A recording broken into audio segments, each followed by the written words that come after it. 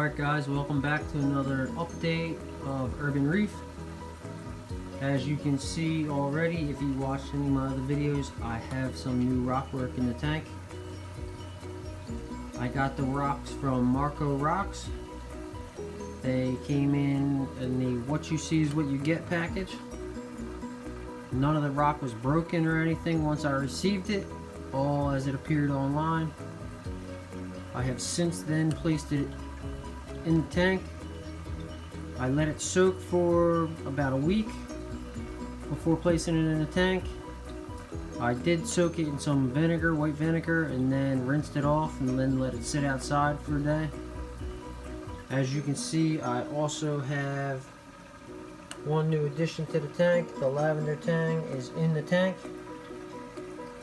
As you can see, his forehead is actually pretty scuffed up. Him and the Niger trigger have been going at it back and forth on who gets what spot in the tank. It was real bad before I added the extra rock work.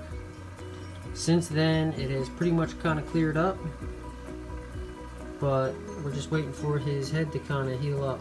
Hopefully, those two can kind of relax. The snowflake eel also has found a couple new caves. As you can see, he's right there. He knows it's getting ready, time to eat. So he's ready, he'll be coming out. I have one new coral. Not exactly sure what it is. If anybody can help me out. I know it's an SPS.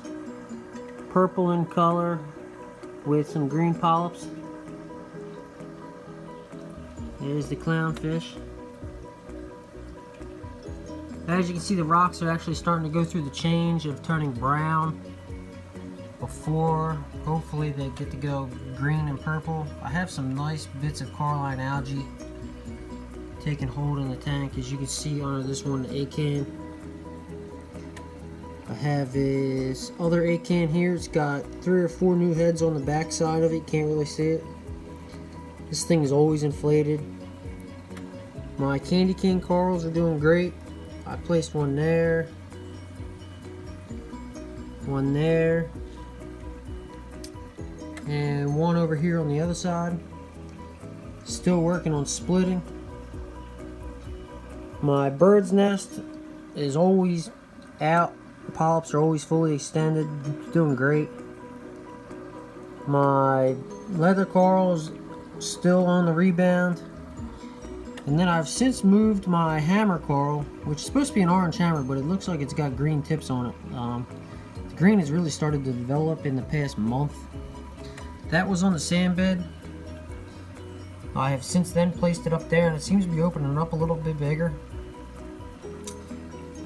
I also have the frog spawn down at the bottom where it's been. I might try to change that position. It's not opening up as much as it has in the past.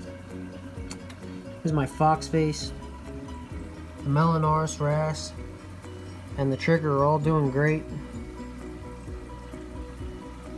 This lavender tang is just a beautiful fish when he opens up. Like I said, he's got a couple spots on his side that have healed. The lavender tang is a very beautiful fish.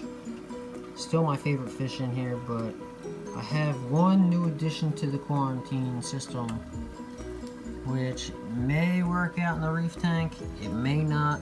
I know I have quite a few things that are not actually, as they would say, reef safe, pretty much because of the cleanup crew.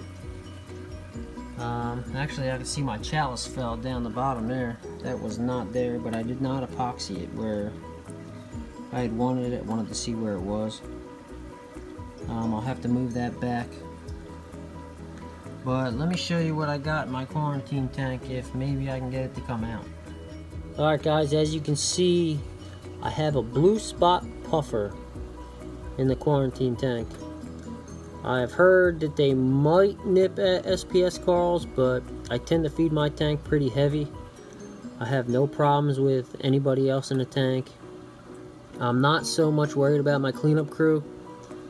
I would much rather have good looking fish and interesting fish than hermit crabs and snails.